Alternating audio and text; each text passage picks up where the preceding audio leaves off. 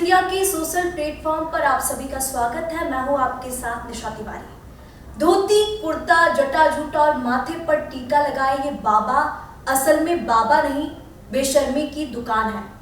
आज हम जिस बाबा की बात कर रहे हैं उसका नाम है स्वामी चैतन्यानंद सरस्वती उर्फ पार्थसारथी। लेकिन काम लड़कियों का यौन शोषण करना, उनको अश्लील मैसेज भेजना और ब्लैकमेलिंग करना। 17 लड़कियों ने खुलकर अपने बयान दिए हैं। क्या है ये पूरा मामला, विस्तार से जानेंगे। हमारे साथ न्यूज इंडिया से क्राइम एडिटर अली शरर जी हमारे साथ है, जिन्होंने इस पूरे मामले की ग्राउंड जीरो से रिपोर्टिंग की है, इस पूरे मामले को जाना है। बहुत बहुत स्वागत है आपका। और क्योंकि जिस तरीके से हम देख रहे हैं कि स्वामी चैतन्यानंद सरस्वती 17 लड़कियां सामने आई और उन्होंने आरोप लगाया कि हमें छूता था, अश्लील मैसेज भेजता था। क्या है ये पूरा मामला, विस्तार से हमारे दर्शकों को बताइए। देखिए, दिल्ली पुलिस को सूचना मिली थी बसंत विहार थाने को कि कुछ लड़कियां एप्लीकेशन देकर की एफआईआर दर्ज कराना चाहती हैं, जिसके बाद पुलिस ने गहराई से इस पूरे मामले की तफ्तीश की। हालांकि उस वक्त 15 छात्राओं ने एक एप्लीकेशन देते हुए कहा कि जो स्वामी चैतन्यानंद महाराज हैं वो इस संस्थान के मैनेजर हैं और वो हमारे साथ यौन उत्पीड़न की लगातार कोशिश कर रहे हैं, अश्लील मैसेज कर रहे हैं और अकेले में कमरे में बुला रहे हैं कि अगर आपको अच्छे मार्क्स चाहिए तो आपको अकेले में आना होगा। इसी के मद्देनजर दिल्ली पुलिस ने गहराई से जांच करते हुए एफआईआर दर्ज की। लेकिन उस समय चैतन्यानंद स्वामी महाराज भाग चुके थे, मौके से फरार हो गए थे, लेकिन उनकी तलाश जारी थी।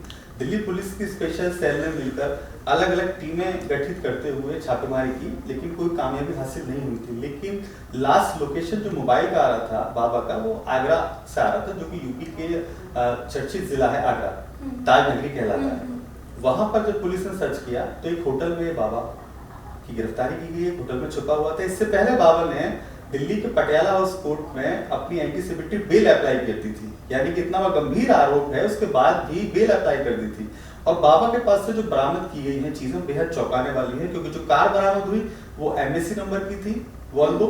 इसके बाद बाबा के पास जो विजिटिंग कार्ड बरामद हुए भारत सरकार से हैं, यानी कि बाबा जब किसी व्यक्ति से मिलता था तो उस समय अपने आप को भारत सरकार के प्रतिनिधि बताता था।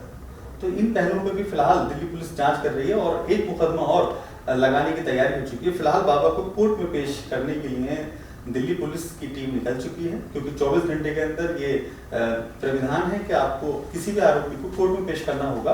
तो इसी के मद्देनजर दिल्ली पुलिस निकल चुकी है। अब रिमांड की याचिका ली जाएगी, यानी कि जब भी किसी आरोपी को पुलिस गिरफ्तार करती है तो उसे 24 घंटे के अंदर कोर्ट में पेश करना पड़ता है मजिस्ट्रेट के सामने। वहां से रिमांड ली जाती है। तो अब बाबा की रिमांड ली जाएगी और बाबा से पूछताछ की जाएगी। सबसे बड़ी बात यह है निशा, इस पूरे मामले के अंदर अभी तक 17 ऐसी छात्राएं हैं जिन्होंने अपने बयान दर्ज कराए हैं यौन उत्पीड़न वाले। लेकिन बड़ी बात यह है कि 32 ऐसी छात्राएं हैं जिन्होंने पुलिस को में बयान दर्ज कराते हुए कहा है कि बाबा हम से भी इसी तरह की बातें करता था, लेकिन हम परिवार की बदनामी की वजह से या हम लोगों की बदनामी ना हो इस वजह से बाहर निकल के नहीं बोल पा रहे थे। तो ये भी संभव है कि बाबा ने सबसे पहले तमाम ऐसी छात्राएं होंगी जिनके साथ इस तरह की हरकत की होगी। ठीक है, बाबा के अगर थोड़ा पास्ट में जाते हैं तो 2009 हो गया, फिर 2016, अब 2025, 3 बार जेल गया और हर बार भगवा चोला पहन के छूट जाता है। अभी उसकी गिरफ्तारी हुई, तो ये गिरफ्तारी कैसे हुई? क्योंकि बाबा फरार थे जब ये 17 लड़कियों ने खुलकर बयान दिए, उसके बाद बाबा लगातार फरार थे, लेकिन अभी बाबा को गिरफ्तार कर लिया, तो उनकी गिरफ्तारी कैसे हुई वो भी बताइए। जैसे कि मैंने अभी आपसे कहा निशा कि यूपी के आगरा से गिरफ्तारी हुई, क्योंकि जो मोबाइल की लास्ट लोकेशन आ रही थी बाबा की वो उस नंबर की जो बाबा अक्सर यूज किया करता था। हालांकि बाबा के पास 3 मोबाइल और एक एप्पल का बाकायदा टैब बरामद हुआ है, जिसमें बहुत सारी ऐसी इंफॉर्मेशन है जो विदेश से ताल्लुक रखती है। तो पुलिस को भी तमाम एंगल पर जांच करनी है कि जो डाटा मिला है इसके पीछे की क्या राज है। कहीं ऐसा तो नहीं कि बाबा का इंटरनेशनल नेटवर्क हो, क्योंकि बाकायदा बाबा के पास जो कार बरामद की गई थी वॉल्वो, उस पे एम्बेसी का नंबर था, जबकि एम्बेसी में जब चेक कराया गया तो नंबर था ही नहीं कभी। तो अब बाबा की गिरफ्तारी की गई है, बाबा को वापस लाया गया है। देर रात 3:30 बजे बाबा को घेराबंदी की गई होटल में, जो एक निजी होटल में छुप कर रह रहे थे और वही भगवा चोला पहन कर भी। लेकिन पुलिस का कहना है कि जब पहचान हुई तो पुलिस ने अपने जो टीम लगाई थी वो यही कहा था कि बाबा है, हुलिया बताया था, बाकायदा फोटो दिखाया था। तो किसी ने फिर सूचना दी पुलिस को कि हमारे होटल में ये बाबा रुके हुए हैं, जिसके बाद पुलिस मौके पर पहुंची और मौके से गिरफ्तार कर लिया। अली शरर जी, क्योंकि इस मामले में अगर हम देखें तो तमाम बड़े खुलासे हुए बाबा की गिरफ्तारी से पहले। अब बाबा की गिरफ्तारी हो चुकी है, तो गिरफ्तारी के बाद और कोई बड़े खुलासे हुए हैं? अगर हुए हैं तो आप वो भी बताइए। देखिए, अभी बाबा की गिरफ्तारी को मैं तो 24 घंटे भी नहीं हुए। अब पुलिस जिस तरह से तफ्तीश करेगी, क्योंकि ये प्रावधान है कि 24 घंटे के बाद कोर्ट में पेश किया जाता है, जैसे मैं आपसे अभी बता रहा था, उस वक्त रिमांड ली जाएगी। अब रिमांड कोर्ट 7 दिन की दे, 5 दिन की दे, 3 दिन की दे, ये एक अलग टॉपिक है।